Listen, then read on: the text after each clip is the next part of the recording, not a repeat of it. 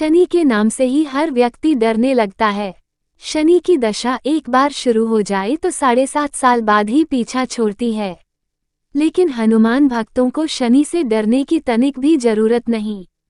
शनि ने हनुमान को भी डराना चाहा, लेकिन मुंह की खानी पड़ी। आइए जाने कैसे। महान पराक्रमी हनुमान अमर हैं। पवन पुत्र हनुमान रघुकुल के कुमारों के कहने से प्रतिदिन अपनी आत्मकथा का कोई भाग सुनाया करते थे।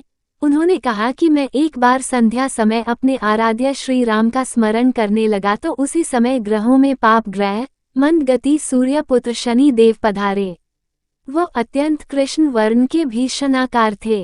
वो अपना सिर प्रायः झुकाए रखते हैं। जिस पर अपनी दृष्टि डालते हैं वो अवश्य नष्ट हो जाता है। शनिदेव हनुमान के बाहुबल और पराक्रम को नहीं जानते थे। हनुमान ने उन्हें लंका में दशग्रीव के बंधन से मुक्त किया था। वो हनुमान जी से विनयपूर्वक किंतु कर्कश स्वर में बोले, हनुमान जी, मैं आपको सावधान करने आया हूँ। त्रेता की बात दूसरी थी, अब कलयुग प्रारंभ हो गया है। भगवान वासुदेव ने जिस क्षण अपनी अवतार लीला का समापन किया उसी क्षण से पृथ्वी पर कली का प्रभुत्व हो गया। ये कलियुग है। इस युग में आपका शरीर दुर्बल और मेरा बहुत बलिष्ठ हो गया है। अब आप पर मेरी 7.5 की दशा प्रभावी हो गई है। मैं आपके शरीर पर आ रहा हूँ।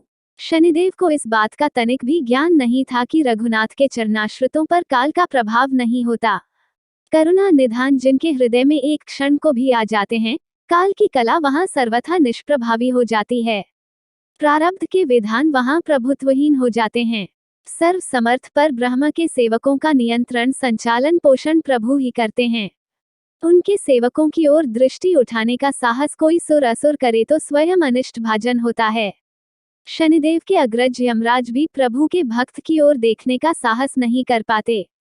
हनुमान जी ने शनिदेव को समझाने का प्रयत्न किया, आप कहीं अन्यत्र जाएं। ग्रहों का प्रभाव पृथ्वी के मरणशील प्राणियों पर ही पड़ता है। मुझे अपने आराध्य का स्मरण करने दें। मेरे शरीर में श्री रघुनाथ जी के अतिरिक्त दूसरे किसी को स्थान नहीं मिल सकता। लेकिन शनिदेव को इससे संतोष नहीं मिला। वह बोले, मैं सृष्टिकर्ता के विधान से विवश हूँ। आप पृथ्वी पर रहते हैं, अतः आप मेरे प्रभुत्व क्षेत्र से बाहर नहीं हैं। पूरे 22.5 वर्ष व्यतीत होने पर 7.5 वर्ष के अंतर से 2.5 वर्ष के लिए मेरा प्रभाव प्राणी पर पड़ता है, किंतु ये गौण प्रभाव है। आप पर मेरी 7.5 आज इसी समय से प्रभावी हो रही हो। मैं आपके शरीर पर आ रहा हूँ, इसे आप टाल नहीं सकते। फिर हनुमान जी कहते हैं, जब आपको आना ही है तो आइए, अच्छा होता कि आप मुझ वृद्ध को छोड़ ही देते।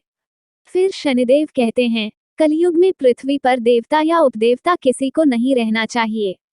सबको अपना आवास सूक्ष्म लोकों में रखना चाहिए। जो पृथ्वी पर रहेगा वो कलयुग के प्रभाव में रहेगा और उसे मेरी पीड़ा भोगनी पड़ेगी। और ग्रहों में मुझे अपने अग्रज यम का कार्य मिला है। मैं मुख्य ग्रह हूँ और मृत्यु के सबसे निकट वृद्ध होते हैं, अतः मैं वृद्धों को कैसे छोड़ सकता हूँ। हनुमान जी पूछते हैं, आप मेरे शरीर पर कहाँ बैठने आ रहे हैं। शनिदेव गर्व से कहते हैं, प्राणी के सिर पर मैं 2.5 वर्ष प्राणी के सिर पर रहकर उसकी बुद्धि विचलित बनाए रखता हूँ। मध्य के 2.5 वर्ष उसके उदर में स्थित रहकर उसके शरीर को अस्वस्थ बनाता हूँ व अंतिम 2.5 वर्ष पैरों में रहकर उसे भटकाता हूँ।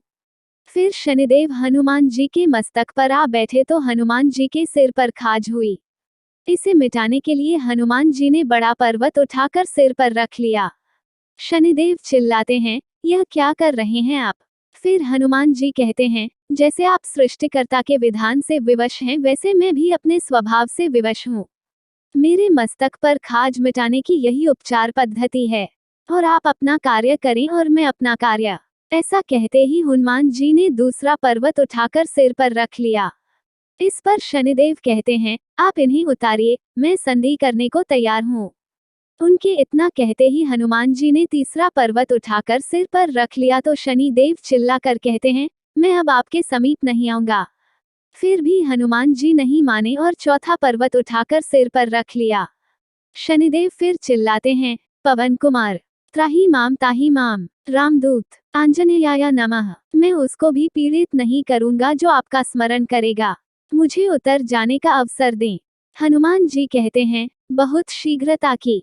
अभी तो 5वां पर्वत शिखर बाकी है। और इतने में ही शनि मेरे पैरों में गिर गए और कहा, मैं सदैव आपको दिए वचनों को स्मरण रखूंगा। आघात के उपचार के लिए शनिदेव तेल मांगने लगे। हनुमान जी तेल